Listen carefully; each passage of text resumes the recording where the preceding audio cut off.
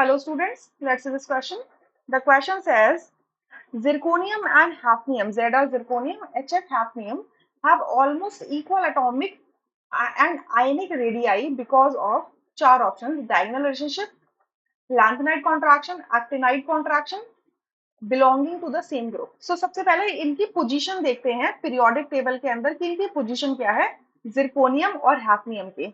अगर हम बात करें टाइटेनियम फैमिली की यानी कि ग्रुप नंबर 4 की बात करें तो इसमें टाइटेनियम आता है, टाइटेनियम के नीचे आता है जिरकोनियम, जिरकोनियम के नीचे आता है हाफनियम और हाफनियम के नीचे आता है रदरफोर्डियम. ठीक है, तो ये चारों क्या है, एक ही फैमिली के मेंबर हैं.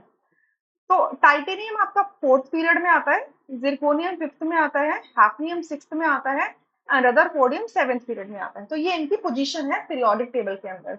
इनका atomic and ionic radius same है, ऑलमोस्ट इक्वल है. एक बार देखिए, अगर मैं 5th पीरियड से 6th पीरियड में मूव कर दूंगी तो नंबर ऑफ शेल्स इंक्रीज होंगी जिसकी वजह से साइज बढ़ना चाहिए था, तो लेकिन बढ़ नहीं रहा है. तो यानी कि इनका सेम ग्रुप से बिलोंग होने से साइज का सेम हो जाना जस्टिफाइड नहीं होता. ठीक है, बल्कि अगर वो सेम ग्रुप में है तो पीरियड में मूव कर रहे हैं वो.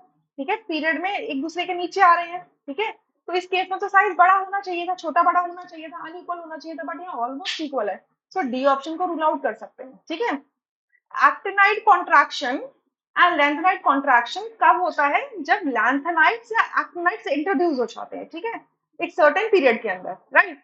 अब डायगोनल रिलेशन की बात करें तो ये डायगोनली प्लेस नहीं है, ये तो एक ग्रुप के अंदर है, इस वजह से ए ऑप्शन गलत हो जाता है.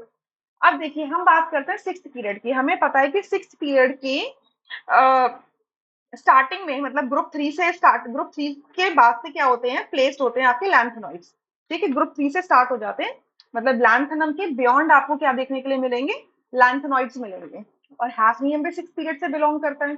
लैंथेनाइड कॉन्ट्रैक्शन क्या होता है कि सक्सेसिव फिलिंग जब होती है 4s ऑर्बिटल्स की, इसकी वजह से उनकी शील्डिंग इफेक्ट वीक होती है. तो जो वैलेंस शेल के इलेक्ट्रॉन्स होते हैं वो स्ट्रांगली पुल्ड होते हैं टुवर्ड्स द न्यूक्लियस और साइज उनका क्या होता है, सक्सेसिवली डिक्रीज होता जाता है. उसी को हम कहते हैं लेंथेनाइड कॉन्ट्रैक्शन. तो लेंथेनाइड कॉन्ट्रैक्शन का जो कॉन्सिक्वेंस है वो ये देखने के लिए मिलता है कि hafnium which is a part of the D block, not the part of the F block, still have the same size or similar size to that of the 5th period element zirconia. ठीक है, मतलब it is one of the consequences. lanthanide contraction answer सही होगा, actinide गलत हो जाएगा. I hope you understood. Thank you.